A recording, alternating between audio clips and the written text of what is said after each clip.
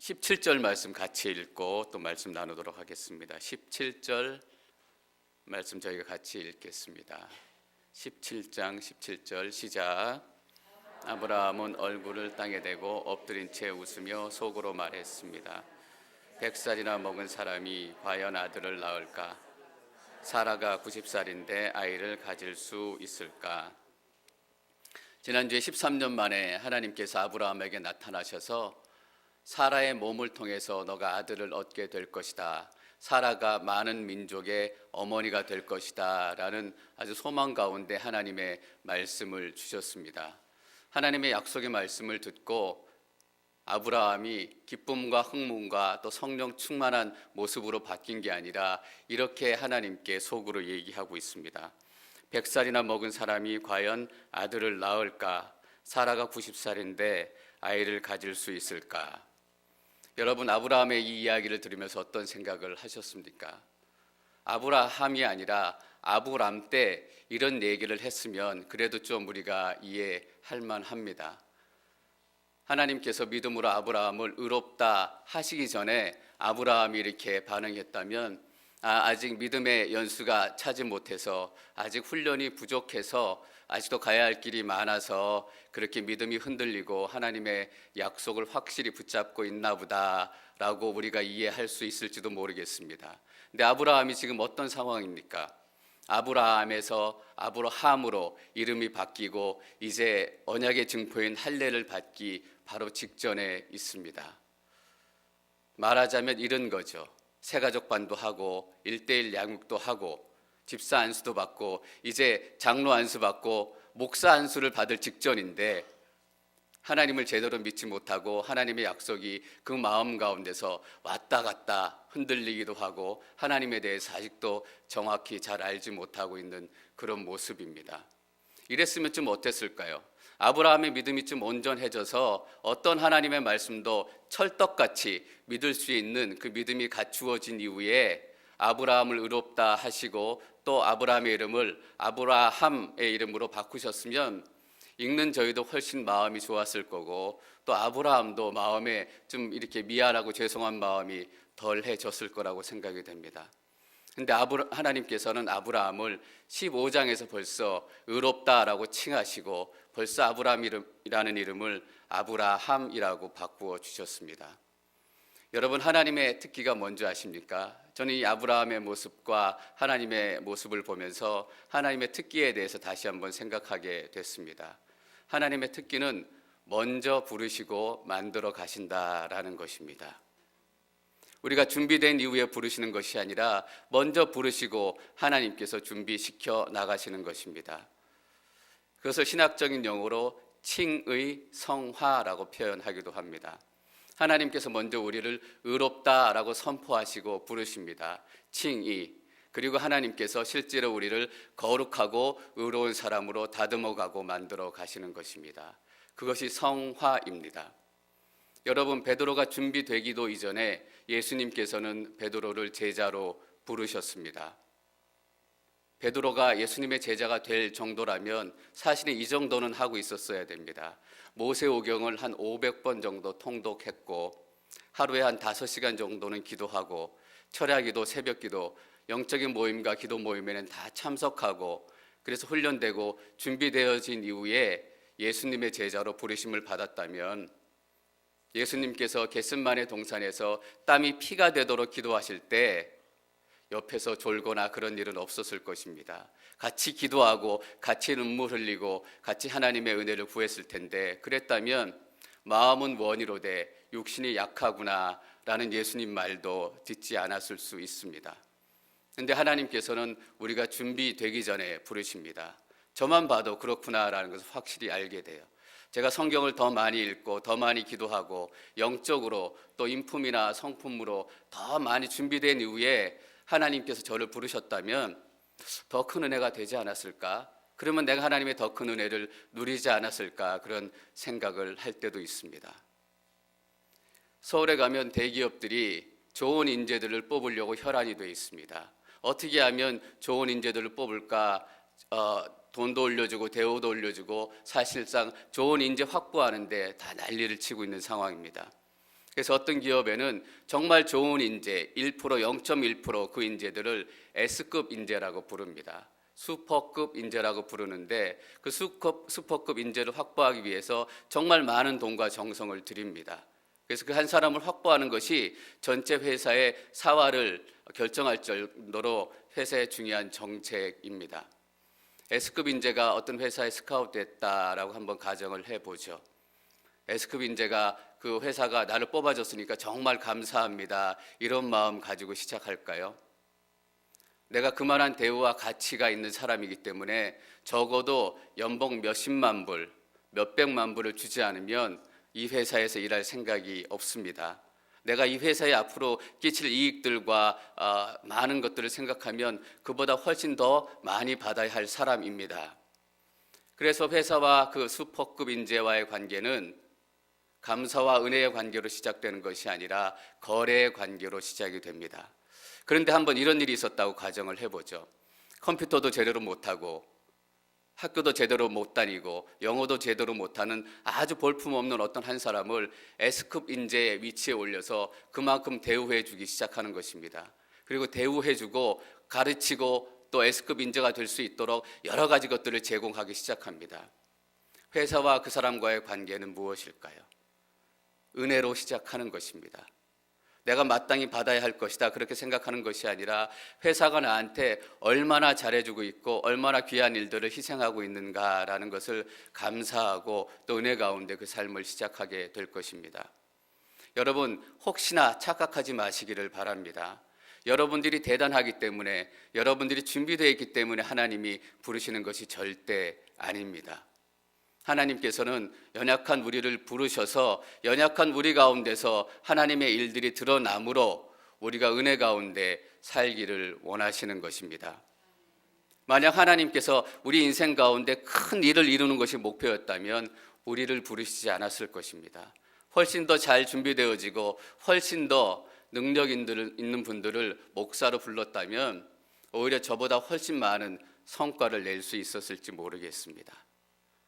나를 불러주신 하나님, 이 연약함 가운데도 나를 쓰시는 하나님, 제가 늘 하나님 앞에 감사하고 은혜를 가질 수밖에 없는 이유입니다. 나와 하나님과의 관계는 거래 관계가 아니라 은혜의 관계로부터 시작했던 것입니다. 여러분과 하나님과의 관계는 은혜로부터 시작하는 것입니다. 우리의 믿음의 사람들이 살아가는 가장 영적인 베이직입니다. 내가 능력이 있다고 생각하는 순간, 내 인생을 통해서 무엇인가 이루어졌다라고 생각하는 순간 우리 삶 가운데는 은혜가 사라지기 시작하는 것입니다. 여러분 자신을 보지 마시고 여러분의 연약함 가운데 예수 그리스도의 강함이 드러날 것을 기대하시기를 축원합니다. 저기 2절 말씀 18절 말씀 계속해서 읽습니다. 18절 시작. 아브라함은 하나님께 말씀드렸습니다. 이스마엘이나 하나님 앞에서 복을 누리며 살기를 바랍니다. 우리는 예수 믿고 잘 신앙생활하기를 바라지만 사실 우리 마음 가운데는 적당히 예수 믿고 적당히 신앙생활했으면 좋겠다라는 그런 마음이 사실 있습니다. 더 깊이 하나님을 믿고 더 깊이 믿음에 들어가게 되다 보면 내가 또 내 삶 가운데 여러 가지 불편한 일들을 만나기 시작하기 때문입니다. 어떤 아내분이 남편의 구원을 위해서 15년을 기도하기 시작했습니다. 하나님, 저 사람이 지금 맨날 술만 먹고 다니고 예수님은커녕 교회 근처도 안 오는 사람인데 예수님 믿게 해주시고 하나님의 은혜를 경험하게 해주십시오. 그래서 한 15년을 기도했더니 정말 하나님께서 은혜를 주셔서 그 남편이 하나님을 만나기 시작했습니다. 드디어 하나님의 은혜를 경험하기 시작했습니다. 교회를 다니기 시작할 뿐만 아니라 또 열심히 예배에 참여할 뿐만 아니라 자신이 받은 하나님의 은혜를 나누기 시작하고 또 교회에서 조금 사역을 하기도 시작합니다. 근데 어느 날 아내에게 와서 남편이 이렇게 얘기하는 거예요. 여보, 나 이제 사업 그만두고 신학교 가야 되겠어. 목사 돼야 되겠어. 그때 아내가 남편에게 뭐라고 얘기했을까요? 여보, 정말 잘했어. 그게 당신 하나님께서 부르신 길이야. 이렇게 얘기했겠습니까? 아내가 남편에게 이렇게 얘기했다라는 거예요. 여보, 누가 예수님 믿으라 그랬지? 그렇게 믿으라 그랬어? 적당히 믿으란 말이야. 우리는 적당히 믿고 싶어 합니다. 왜냐하면 불편해지기 싫으니까. 아브라함에게 하나님께서 약속의 말씀을 주셨어요. 너에게 아들이 있을 것이다. 여기까지는 괜찮았어요. 왜냐하면 사라가 아기를 낳을 수 없었고, 그로 인해서 우리가 아기를 낳을 수 없다면 우리 가정 가운데 있는, 우리 집안 가운데 있는 한 남자를 세워서 아들로 삼으면 괜찮았기 때문이에요. 그러면 전혀 불편한 게 없었어요. 또 그 다음에 하나님께서 나타나셔서 이렇게 약속하셨어요. 내 몸에서 난 자라야 아들이라 약속의 자녀라 불릴 것이다. 거기까지만 해도 괜찮았어요. 사라가 불임이라면 내 아브라함이 아기를 낳을 수 있을 때, 건강할 때 다른 여인을 통해서 아이를 낳으면 또 해결될 수 있는 문제예요. 전혀 불편하지 않아요. 그래서 하갈을 통해서 이스마엘이라는 아이를 낳고 살았잖아요. 13년 동안. 그 정도에서 적당하게 신앙생활하고 적당하게 은혜를 누리고 거기서 끝났으면 괜찮았을 거예요. 그런데 하나님께서 또 나타나셔서 이렇게 말씀하시는 거예요. 사라를 통해서 아들을 얻게 될 것이다. 사라가 많은 민족의 어머니가 될 것이다. 여러분, 하나님의 말씀을 구체적으로 듣기 원하시죠? 하나님의 말씀을 더 깊이 깨닫기를 원하시죠? 그런데 하나님의 말씀을 구체적으로 듣기 시작하면 우리 가운데 이런 리스크가 시작이 됩니다. 내 삶 가운데 이전에 포기하지 않았던 이런 것들을 포기하기 시작해야 됩니다. 아브라함은 부자였습니다. 오히려 돈을 포기하는 것은 쉬웠을지 모르겠습니다. 정말 아브라함이 포기하기 어려웠던 것은 자신의 생각과 경험이었습니다. 100살 먹은 남자, 99살 먹은 여자가 아이를 가질 수 없다라는 이 생각을 포기하는 게 얼마나 어렵고 힘이 들었을지 여러분들 한번 생각해 보셨습니까? 몸을 들여서 섬기는 건 쉬울 수 있습니다. 우리의 시간과 헌금을 들여서 교회를 섬기는 것은 오히려 쉬울 수도 있습니다.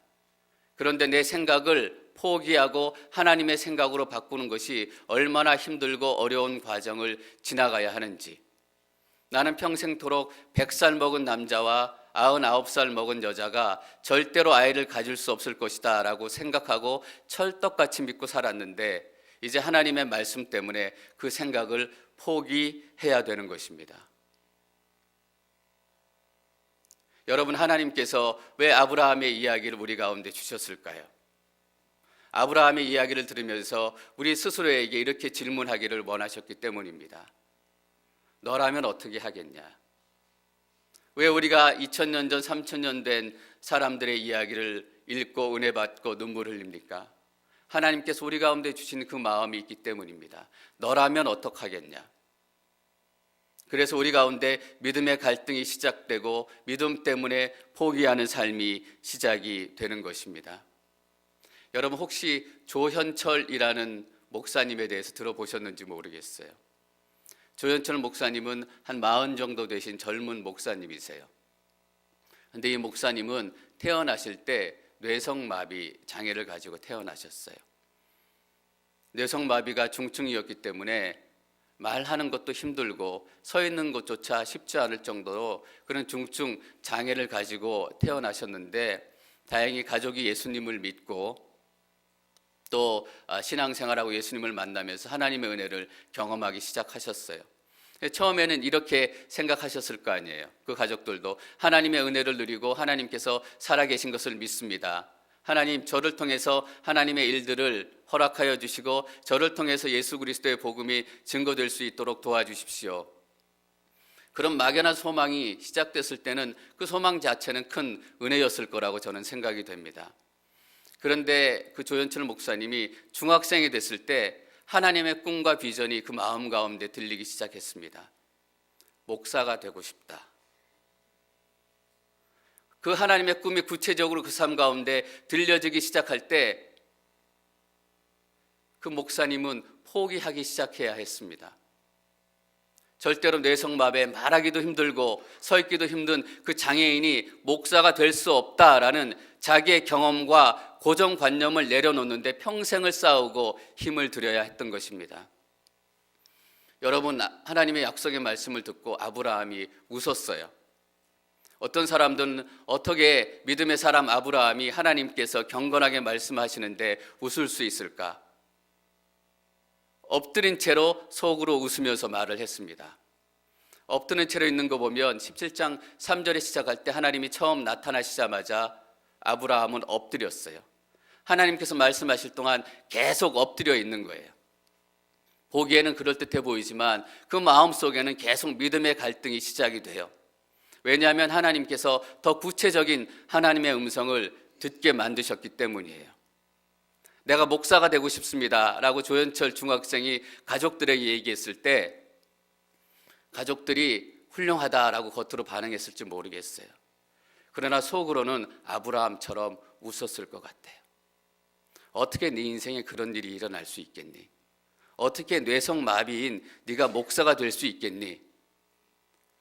근데 하나님의 더 구체적인 꿈이 그 삶 가운데 시작이 돼요. 목사가 될 뿐만 아니라 부흥사가 되고 싶다라는 거예요. 여러분, 하나님의 구체적인 음성이 우리 삶 가운데 들리기 시작하면 갑자기 우리가 열정이 생기고 믿음이 좋아지고 성령 충만해질 것 같으세요? 아니에요. 아브라함처럼 하나님의 꿈이 정확히 구체적으로 들리기 시작하면 우리 삶 가운데 먼저 갈등이 시작이 돼요. 우리 삶 가운데 먼저 고민이 시작이 돼요. 성령의 소욕과 육체의 소욕이 부딪히는 그 전쟁이 시작이 돼요. 그 과정을 겪지 않으면,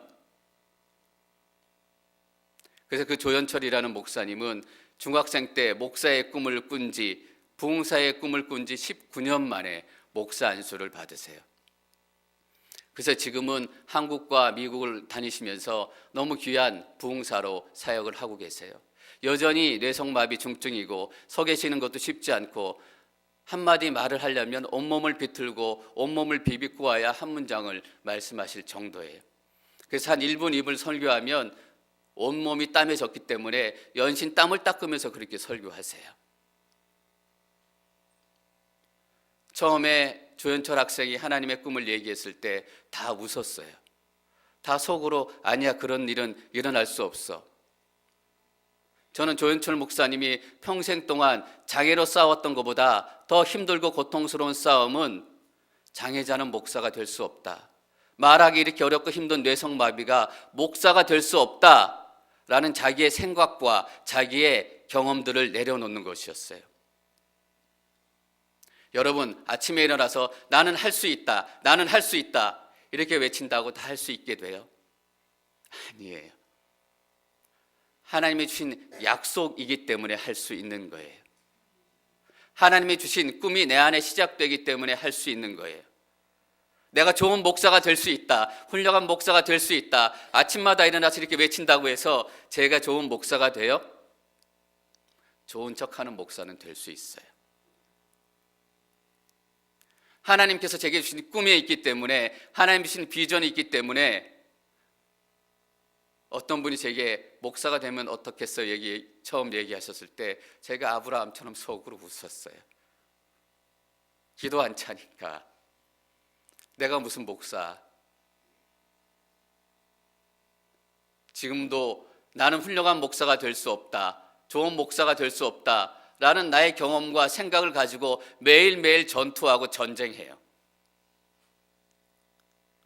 하나님의 꿈이 여러분 가운데 구체적으로 임하게 되고 하나님의 메시지가 명확하게 임하게 되는 순간, 왜 나에게 믿음이 생기지 않지? 왜 내가 두렵지? 내가 오히려 방황하게 되지? 여러분 잘못이 아니에요. 하나님의 꿈을 받은 사람들이 먼저 반응하게 되는 정상적인 순간이에요. 왜냐하면 내가 가지고 있던 경험과 생각들로 깨져야 되기 때문이에요. 아브라함은 그것을 깨기를 노력했어요. 얼마나 기가 찼으면 웃었겠어요. 근데 아브라함이 자기의 생각을 깬 거예요. 100살 먹은 남자, 99살 먹은 여자가 절대로 아기를 가질 수 없다라는 자기의 인생을 다 들여서 배운 그 지식과 경험들을 다 깨트린 거예요. 그래서 모든 식솔들을 불러다가 할례를 시작해요. 23절 말씀 저희가 함께 읽습니다. 23절 같이 읽습니다. 시작.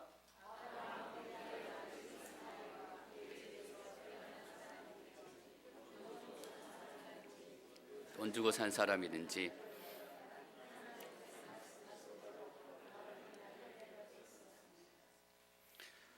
바로 그날 하나님께서 할례를 베풀라 하나님께서 약속해 주시고 13년 만에 아브라함이 하나님을 만난 그날 아브라함이 모든 남자들을 불러다가 할례를 시작했어요.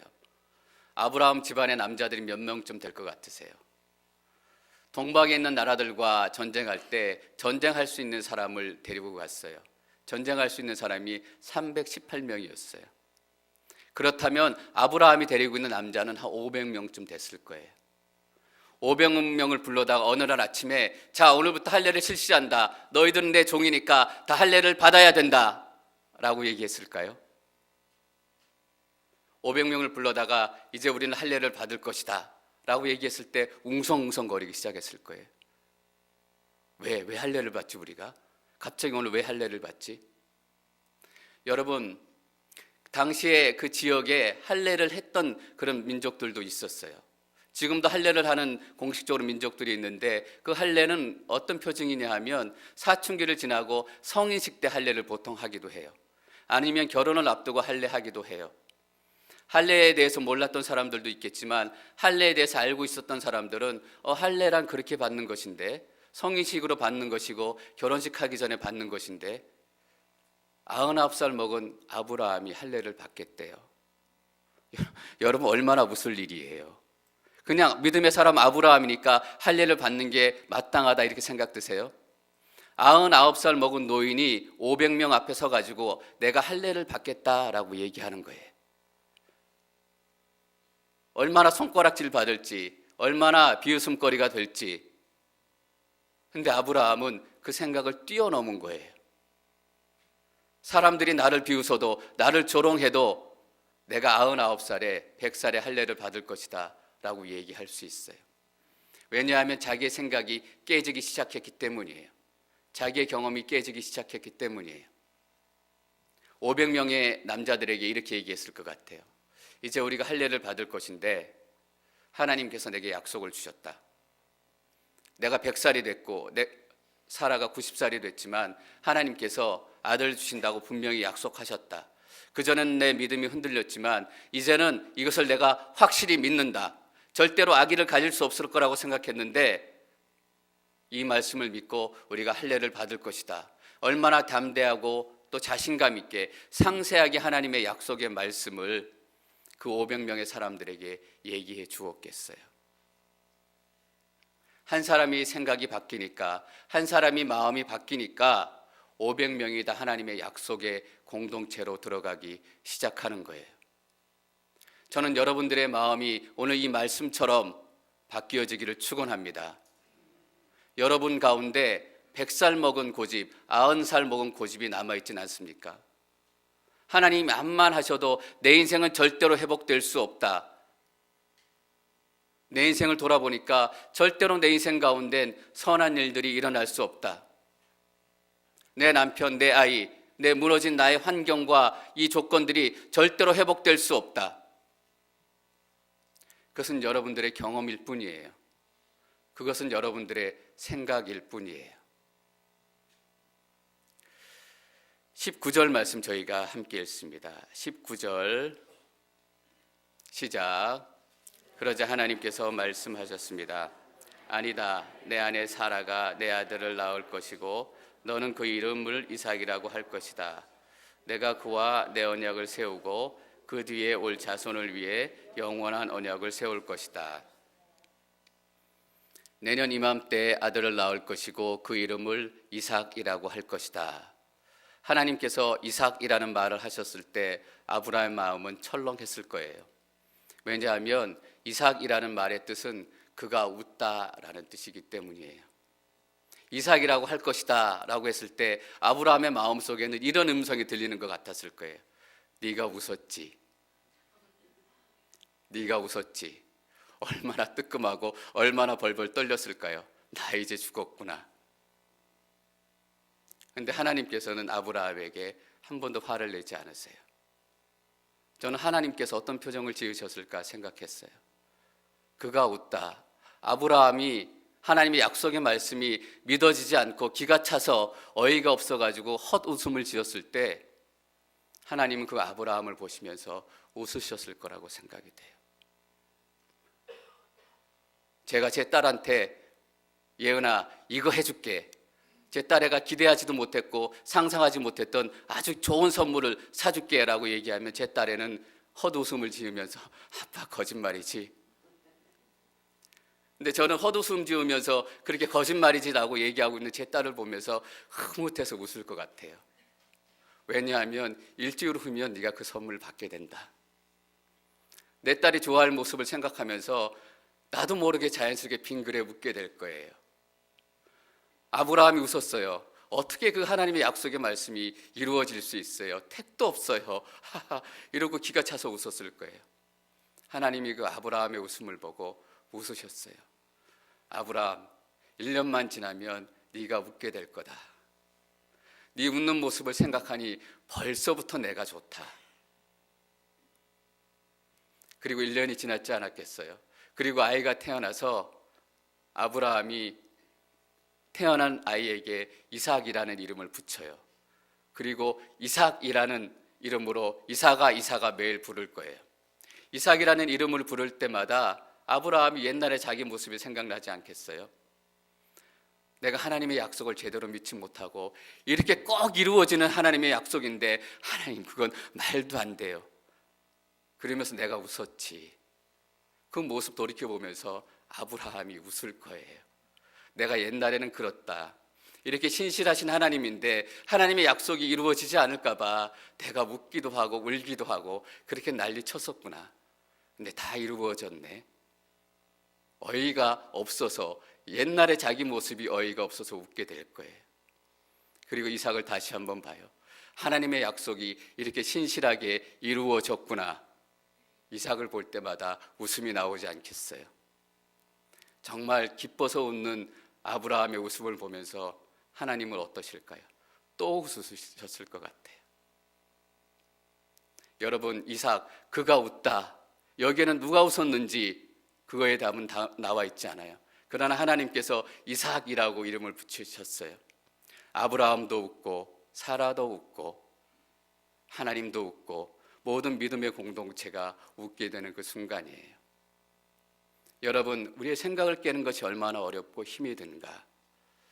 하나님, 절대로 이 일은 내 삶 가운데 일어날 수 없어요. 나는 절대로 그 사람을 용서할 수 없어요. 나를 얼마나 괴롭고 힘들게 만들었는지, 나를 얼마나 때렸는지, 하나님 내가 일어서 보려고 얼마나 많은 노력을 했는지 하나님 모르시죠? 발버둥 쳤어요. 내 살을 긁으면서 회복하려고 노력했어요. 그런데 회복이 안 돼요. 나를 회복시켜 주신다고요? 내 남편이 회복된다고요? 내 자녀가 회복된다고요? 하나님 그런 말씀 하지 마세요. 여러분 이렇게 웃고 계세요. 눈을 들어서 하늘을 한번 올려다 보시기를 바라요. 하나님께서 그런 여러분들을 보시고 지금 웃고 계시는 거예요. 내년 이맘때쯤이면 아브라함에게 아들이 있을 거예요. 내년 이맘때쯤이면 여러분 가운데 하나님의 약속이 이루어지는 것을 확인하게 되실 거예요. 그러면 여러분들은 웃으실 거예요. 헛웃음이 아니라 하하하하. 전 여러분의 삶이 이 놀라운 웃음으로 가득 채워지시기를 축원합니다.